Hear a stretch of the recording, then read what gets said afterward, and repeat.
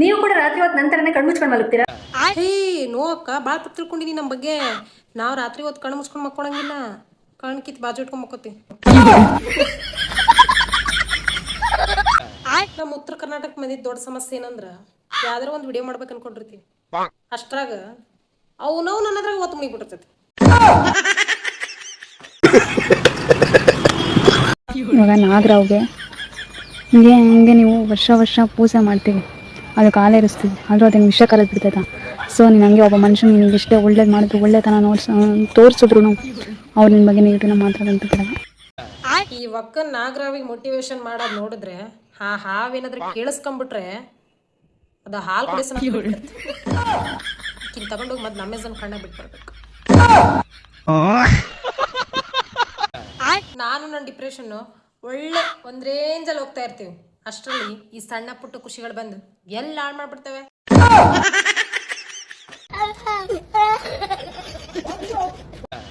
ದೊಡ್ಡ ದೊಡ್ಡ ಕಂಪ್ನಿಯವರೇ ಬಂದಿದ್ದಾರೆ ನನ್ನ ಜೊತೆ ರಿಕ್ವೆಸ್ಟ್ ಮಾಡ್ಕೊಳಕ್ಕೆ, but I don't care, recharge ಮಾಡ್ಕೊ ಅಂತ. ಯೋಜನೆಯ ಮಾನ್ಯತೆ ಅವಧಿ ಮುಗಿದಿದೆ. ಸೇವೆಗಳನ್ನು ಮುಂದುವರಿಸಲು ತಕ್ಷಣ ರೀಚಾರ್ಜ್ ಮಾಡಿ. ಎಲ್ರು ಮಾತಾಡ್ತಾರ ನನ್ನ ಬಗ್ಗೆ, ನಾ ಭಾಳ ಹರ್ಟಾಗಿ ಮಾತಾಡ್ತೀನಿ, ಭಾಳ ಹಂಗೆ ಮಾತಾಡ್ತೀನಿ, ಹಿಂಗೆ ಮಾತಾಡ್ತೀನಿ ಅಂತ. ಅವ್ರಿಗೇನು ಗೊತ್ತ, ನಾ ಸ್ವೀಟಾಗಿ ಮಾತಾಡಿದ್ರಪ್ಪ ಅಂದ್ರೆ ನಿಮಗೆ ಶುಗರ್ ಬರ್ತಿತ್ತು ಅಂತೇಳಿ.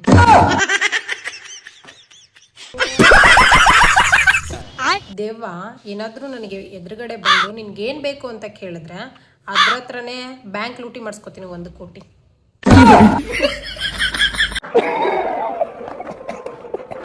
ನೀನ್ ಯಾವ ನೇತ್ರ ಹಾಕೊಂಡಿದ್ದ ಅಂತ ನಿನಗೆ ಗೊತ್ತಿಲ್ಲ. ನೀನ್ ಯಾರು ಅಂತ ನಿನಗೆ ಗೊತ್ತಾ? ಯಾರದು ಅಕ್ಕನ ತಂಟೆಗೆ ಹೋಗಿದ್ದು? ಅಕ್ಕನ ತಂಟೆಗೆ ಹೋಗ್ಬೇಡ್ರು, ಇವಾಗ್ಲೇ ಹೇಳ್ತಾ ಇದೀನಿ. ಯಾಕಂದ್ರೆ ಅಕ್ಕ ಬೆಂಗಳೂರಿಗೆ ದೊಡ್ಡ ರೌಡಿ. ನಿನ್ನ ನೋಡಿದ್ರೆ 1 ಅಥವಾ 2 ಬಾರಿಸ್ಬೇಕು ಅಂತ ಅನ್ಸುತ್ತೆ, ಆದ್ರೆ ಏನ್ ಮಾಡೋದು, ಪ್ರಾಣಿ ಹಿಂಸೆ ಮಹಾಪಾಪ ಅಂತ ಸುಮ್ಮನೆ ಇದೀನಿ ಅಷ್ಟೇ.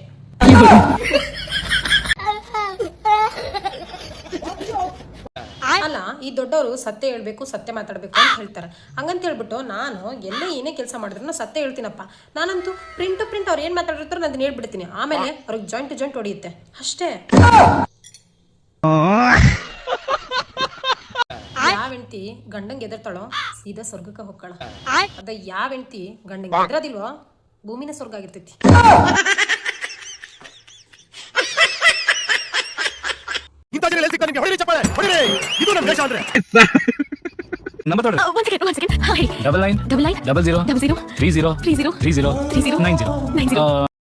ನಂಬರ್ ಕೊಟ್ಟೊಂದು ಸತ್ತ.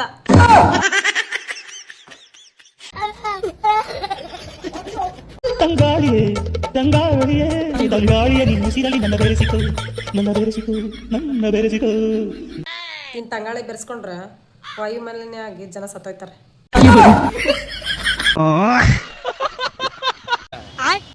ಅಣ್ಣ ಮ್ಯಾಜಿಕ್ ಮಾಡ್ತಾನೆ, ನೋಡಿ ಮ್ಯಾಜಿಕ್ ಮಾಡ್ತಾನೆ. ಮ್ಯಾಜಿಕ್ ಮಾಡೇ ಬಿಟ್ಟ. ಈ ಮ್ಯಾಜಿಕ್ಗಳು ಏನಿದಾವಲ್ಲ ನಮ್ಮ ದೇಶ ಬಿಟ್ಟು ಹೋಗ್ಲೇಬಾರ್ದು. ಆ ಥರ ನಮ್ಮ ಕರ್ನಾಟಕ ಜನ ನೋಡ್ಕೋತಾರ. ನೀನು ತಲೆನೇ ಕೆಡ್ಸ್ಕೊಬೇಡ, ನಮ್ಮ ದೇಶ ಬಿಟ್ಟು ಹೋಗಲ್ಲ ಈ ಮ್ಯಾಜಿಕ್ಗಳು.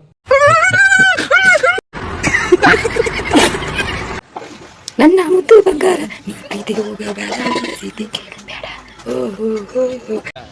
ನಿನ್ನ ಮುದ್ದು ಬಂಗಾರ ವೀಕ್ಸ್ ಮಾತ್ರ ತಗೊಳ್ಳಿ, ಕಿಚ್ ದೂರಗೊಳಿಸಿ.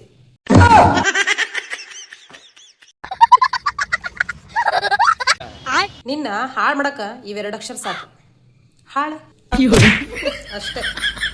ಅವನೇ ಸುಳ್ಳು ಹೇಳ್ದ, ಲೆಕ್ಕನೆ ಸುಳ್ಳು ಹೇಳಲ್ಲಪ್ಪ ನಾನು.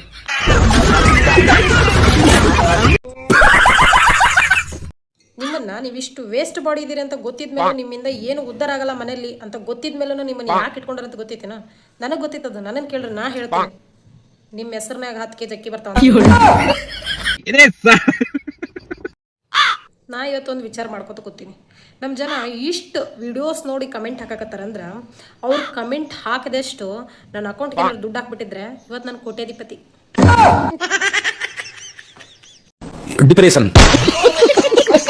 ನಮ್ಮ ಅಕೌಂಟಲ್ಲಿ ದುಡ್ಡಿದ್ದಾಗ ನಾನಂತೂ ಹಿಂಗೆ ಇರ್ತೀನಿ. ಅದೇ ನನ್ನ ಅಕೌಂಟಲ್ಲಿ ದುಡ್ಡಿಲ್ದಿದ್ದಾಗ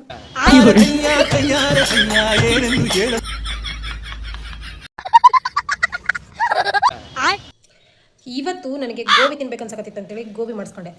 ಆಮೇಲೆ ನನಗೆ ಗೊತ್ತಾಗಿದ್ದು ನನಗೆ ಬೇಕಾಗಿರೋದು ಗೋಬಿ ಅಲ್ಲ, ಗೋಬಿ ರೈಸ್ ಅಂತ.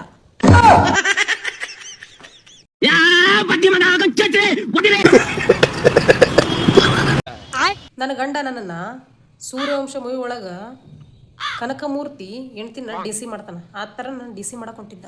ಅವ್ಗೆ ಹೆಂಗೆ ಗೊತ್ತಾ ನಾ SSLC ಫೇಲ್ ಆಗಿನ ಅಂತೇಳಿ. 2-3 ದಿನದಿಂದ ನನ್ನ ತಲೆ ಭಾಳ ತುರ್ಕೆ ಇಟ್ಟಿತ್ತು.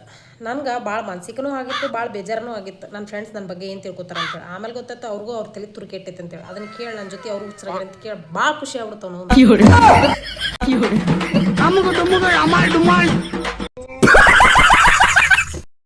ನಾ ಯಾಕೆ ಮಾನಸಿಕ ಆಗೈತೆ ಅನ್ನೋದು ಗೊತ್ತಿತ್ತು ನಿಮಗೆ? ಗೊತ್ತಿಲ್ಲಲ್ಲ. ನಿಮ್ಗೆ ಹೆಂಗೆ ಗೊತ್ತಾಕೈತಿ? ನೀವೇನು ದೇವ್ರದಿರಿ? ಇಲ್ಲಲ್ಲ. ನಾನು ಯೂಟ್ಯೂಬ್ನಾಗ ನನ್ನ ಸಬ್ಸ್ಕ್ರೈಬರ್ಸ್ಗಿಂತ ವ್ಯೂಸು ಮತ್ತು ವಿಡಿಯೋಸ್ ಹಾಕಿದ್ದು ಜಾಸ್ತಿ ಐತಿ.